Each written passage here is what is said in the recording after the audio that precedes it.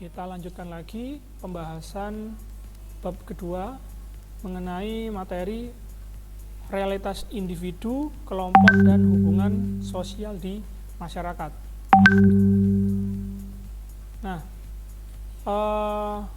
untuk hari ini kita akan membahas subbab hubungan sosial. Ya. Hubungan sosial adalah interaksi dan komunikasi yang dilakukan oleh individu dan kelompok dengan tujuan tertentu. Nah, dalam materi kali ini yang mau kita bahas adalah pertama sifat hubungan sosial, lalu yang kedua syarat hubungan sosial dan faktor yang mempengaruhi hubungan sosial. Nah, sebelum saya membahas lebih jauh ketiga materi tersebut, saya mau mengingatkan lagi kepada kalian bahwasanya dalam menjawab tugas-tugas dari saya, baik itu di Classroom maupun Google Form, saya harapkan kamu terlebih dahulu untuk membaca materi yang telah saya berikan, ya. Baca dulu materi dari saya, entah itu berupa video maupun berupa file, ya. Karena jawaban dari pertanyaan yang saya berikan ke kamu, ya, itu ada semua di materi yang sudah saya berikan. Jadi kamu tinggal mempelajari saja video dan file itu. Nah, nanti jawabannya tinggal kamu ambil, kamu masukkan ke pertanyaan itu. Jadi enggak langsung nyomot dari Mbah Google, ya. Akhirnya kemana-mana nanti jawabannya. Contohnya seperti kemarin saya memberikan pertanyaan tentang faktor yang mempengaruhi kepribadian seseorang. Nah, di materi saya ada 5 faktor, ya.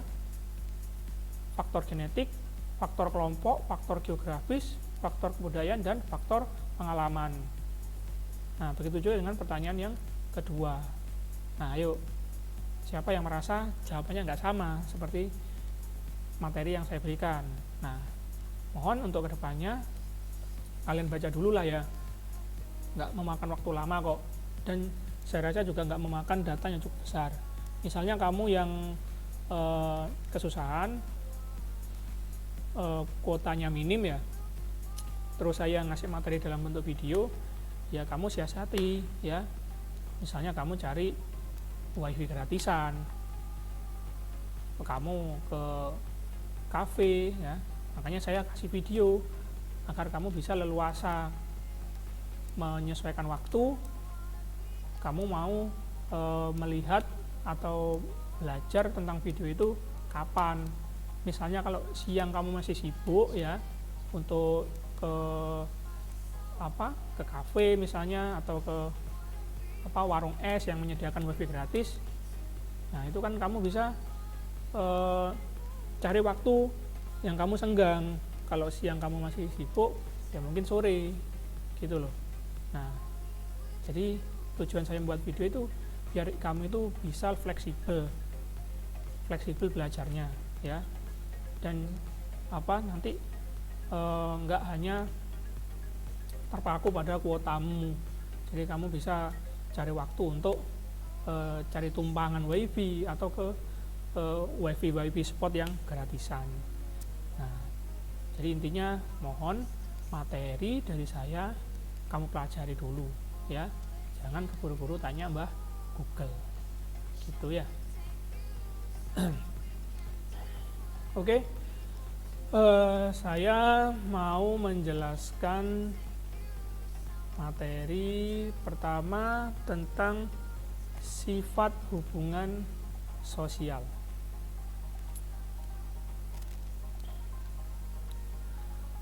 Nah, tentunya sudah paham, ya, tadi apa itu hubungan sosial, ya. Jadi hubungan sosial itu adalah interaksi atau komunikasi antar individu ataupun kelompok. Nah, Jadi komunikasi ini tentunya melibatkan minimal 2 individu, 2 orang, atau individu dan kelompok, atau kelompok dengan kelompok. Nah, menurut sifatnya, hubungan sosial itu sifatnya ada aksidental, berulang, teratur, resiprokal, dan rancangan. Nah, sifat hubungan sosial yang bersifat aksidental merupakan interaksi atau hubungan sosial yang terjadi di dalam masyarakat yang sifatnya tidak direncanakan, ya, aksidental, tidak direncanakan. Nah, jadi dia spontan saja, misalnya bertemu di tengah jalan, misalnya kamu dan temanmu secara nggak sengaja berpapasan di tengah jalan, misalnya mau ke sekolah atau ke tempat bermain. Nah, di situ ada interaksi, kamu saling menyapa. Nah, tidak direncanakan, tiba-tiba bertemu di tengah jalan. Lalu yang kedua,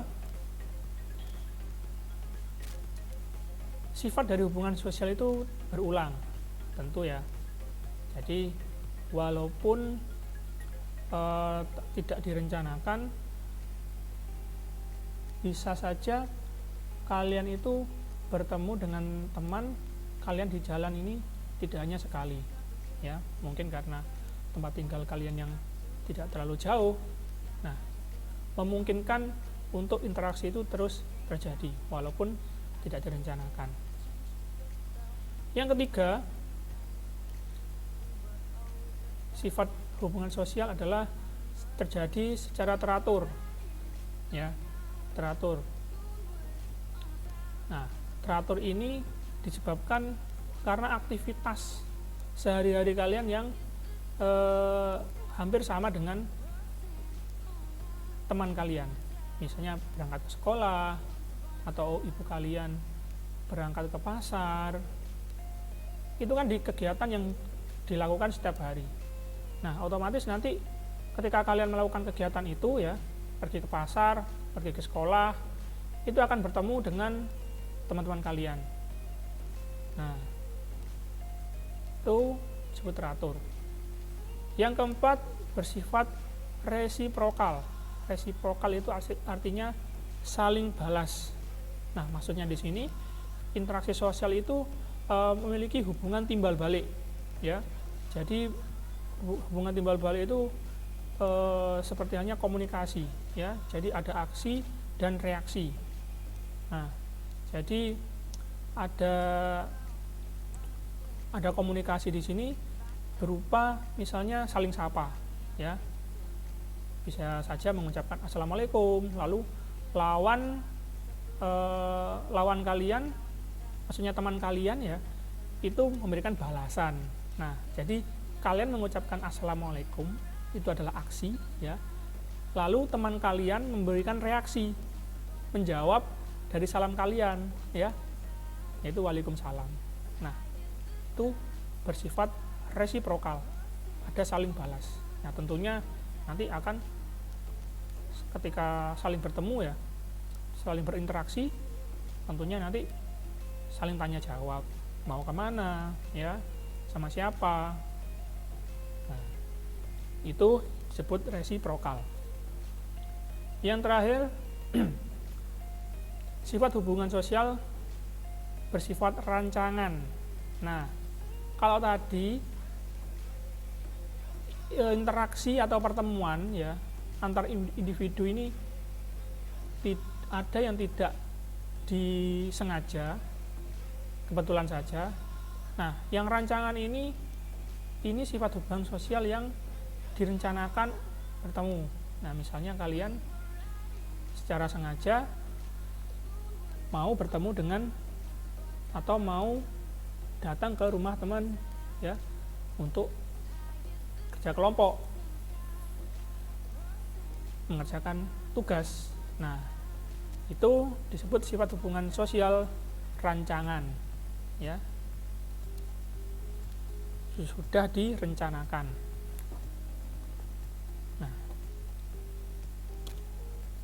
Lanjut ke syarat hubungan sosial. Apa saja syarat terjadinya hubungan sosial atau interaksi? Pertama,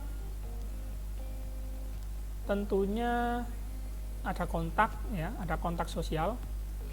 Kontak sosial ini bisa kita artikan dalam dua hal, yaitu kontak fisik, ya, atau non fisik, ya. Jadi ada kontak fisik dan ada kontak non fisik.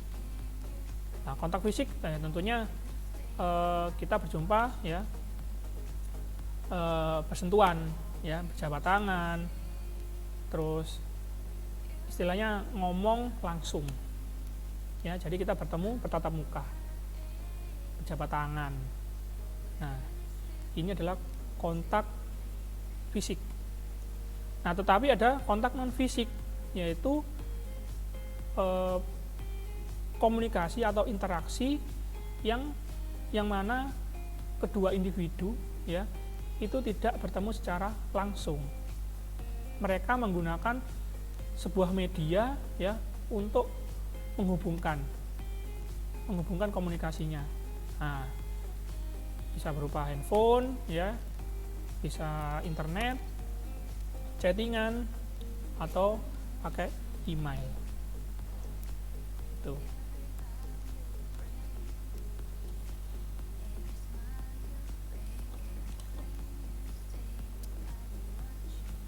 Yang kedua, selain perjumpaan, ya, kontak, perjumpaan individunya, syarat hubungan sosial ini adanya komunikasi, ya, ngomong apa yang mau dibahas, yang mau dibicarakan itu apa. Tidak mungkin kita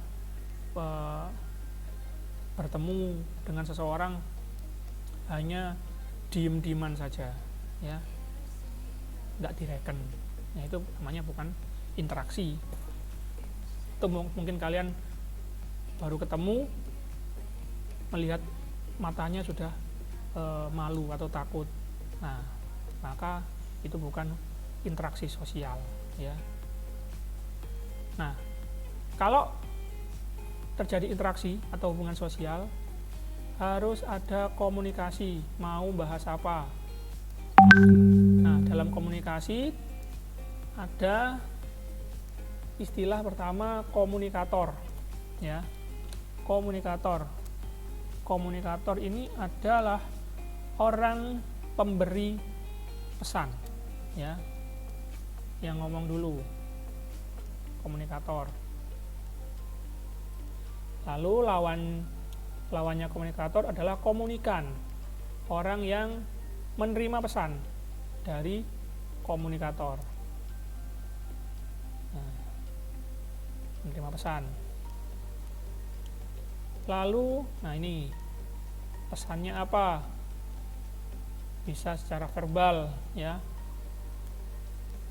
ngomong langsung, atau melalui secari kertas, atau kalau misalnya tadi kontak non fisik, pesannya ini bisa berupa chatting, email, telepon. Itu pesan. Nah, lalu menggunakan media apa pesan ini? Nah, ya, apakah lewat WA, ya, melalui surat. Nah, itu media. Lalu yang ketiga,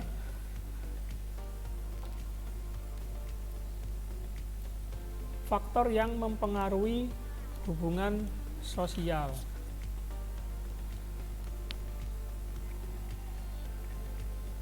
Nah, jadi ada beberapa faktor, ya, yang melandasi terbentuknya interaksi sosial. Nah, jadi gaya interaksi sosial di masyarakat ini macam-macam ya. Bagaimana kamu mengenal, bagaimana kamu dekat dengan orang lain, ini macam-macam pendekatannya ya. Pendekatannya itu macam-macam. Nah, kita akan ulas satu persatu. Yang pertama di sini ada faktor imitasi. Apa itu faktor imitasi?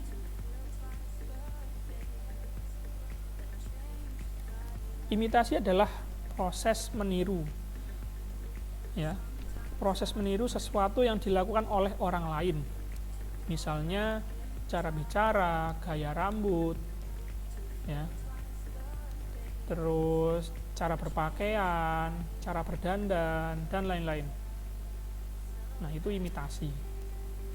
Nah, misalnya yang cewek ya, dia suka melihat K-pop atau drakor, drama Korea. Nah, ada sosok pemeran yang dikagumi oleh dia. Nah, akhirnya dia meniru cara berdandan dari si artis Korea ini ya. Nah, itu imitasi. Atau kalau cowok-cowok itu biasanya suka meniru gaya model rambut. Nah, model rambut mau di kasih spike atau agak panjang rambutnya. Nah, itu pasti karena pengaruh idola-idolanya. Jadi kamu meniru ya. Yang kedua adalah sugesti. Nah, sugesti ini adalah pemberian pengaruh pandangan ya, pandangan seseorang kepada orang lain dengan cara tertentu sehingga orang tersebut mengikuti pandangan atau pengaruh tersebut tanpa berpikir panjang. Nah, jadi sugesti. Misalnya kamu adalah orang yang sangat sulit untuk diajak naik bis atau perjalanan jauh. Susah kamu mau diajak perjalanan jauh. Misalnya mau ke Jogja ya. Nah, kamu punya alasan kalau naik bis ya atau perjalanan jauh kamu nggak kuat, suka mabuk. Nah, ini sebenarnya kamu terkena sugesti ya, sugesti dari dirimu sendiri bahwa kamu memikirkan kamu sudah nanti tidak kuat, capek perjalanan jauh, terus nggak suka, misalnya nggak suka baunya AC, nggak suka baunya di dalam bis. Nah, ini kamu mensugesti diri kamu sendiri untuk nggak mau ikut, untuk nggak bisa pergi perjalanan jauh. Itu. Lalu selanjutnya ada simpati. Simpatik di sini adalah perasaan tertarik yang timbul dalam diri seseorang terhadap orang lain ya. Nah, biasanya simpati ini karena kita mendengarkan curhat ya dari seseorang atau tahu seseorang ini memiliki pengalaman hidup yang menyedihkan. Nah, akhirnya kita memiliki rasa iba terhadapnya. Itu.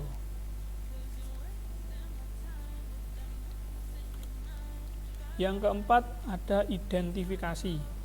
Nah, identifikasi adalah kecenderungan atau keinginan dalam diri seseorang untuk menjadi sama dengan individu lain yang ditiru. Nah, identifikasi ini diawali dengan sikap kekaguman seseorang terhadap orang lain. Nah, tetapi kekaguman di sini berbeda ya dengan imitasi. Memang proses dari identifikasi hampir sama dengan proses imitasi, yaitu diawali dari mengagumi atau mengidolakan seseorang. Nah, tetapi dalam identifikasi ini berbeda. Prosesnya berbeda dengan imitasi.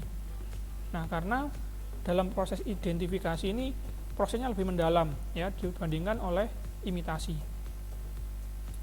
Nah, dalam proses identifikasi ini terdapat juga proses imitasi ya. Ada juga proses imitasi, sugesti dan simpati yang tercampur di dalamnya. Nah, kalau imitasi itu hanya meniru ya, hanya meniru gaya bicara, model rambut, cara berpakaian. Tetapi kalau identifikasi ini dia lebih mendalam.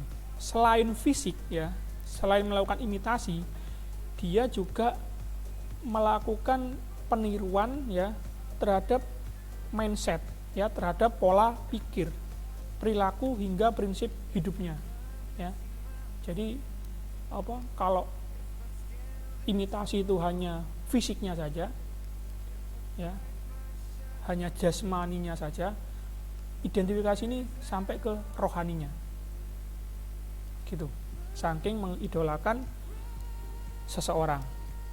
Nah, tentunya untuk identifikasi ini biasanya yang dikagumi adalah orang-orang yang memiliki karakteristik yang berkarisma ya, misalnya tokoh politik ya, atau seorang artis gitu. Nah, misalnya kita mengidolakan tokoh Bung Karno.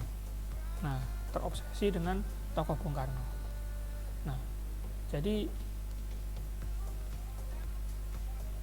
yang ditiru ya tidak sebatas dari penampilan, tetapi juga cara berpikir ya, tiru cara berpikir Bung Karno begitu. Selanjutnya ada empati. Nah, empati ini adalah proses kejiwaan seseorang untuk larut dalam perasaan orang lain, baik suka maupun duka, dan seolah-olah merasakan ataupun mengalami apa yang dirasakan atau dialami oleh orang tersebut. Nah, ini juga apa perbedaannya dengan simpati? Nah, tentunya ada perbedaannya ya. Walaupun hampir sama, tapi perbedaan simpati dan empati ini, yaitu empati ini dia memposisikan seseorang dalam posisi orang yang mengalami peristiwa tertentu ya. Jadi ketika kita mendengar suatu kejadian yang menyedihkan, kita itu seolah-olah memposisikan diri sebagai orang yang merasakan langsung dari peristiwa tersebut gitu. Jadi menempatkan sudut pandang kita kepada si korban. Nah, bedanya lagi, kalau simpati ini dia hanya perasaan kasihan saja ya, setelah mendengar cerita, tahu suatu peristiwa yang menyedihkan.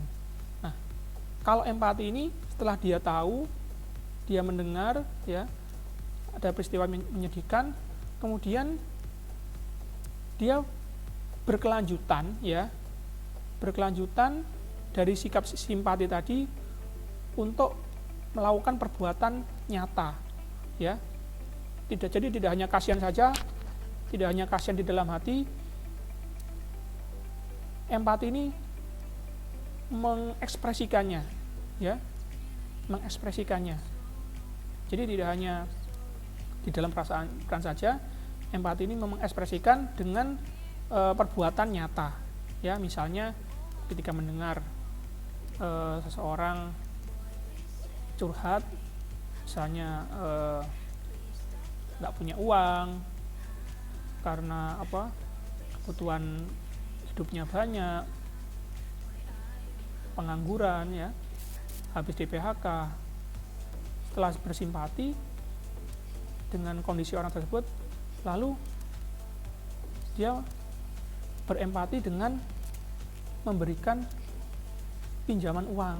Nah, itu bentuk dari empati, ya. Jadi kalau simpati hanya kasihan saja di perasaan, kalau berempati dia kasihan, ya, punya perasaan simpati, lalu dia memberikan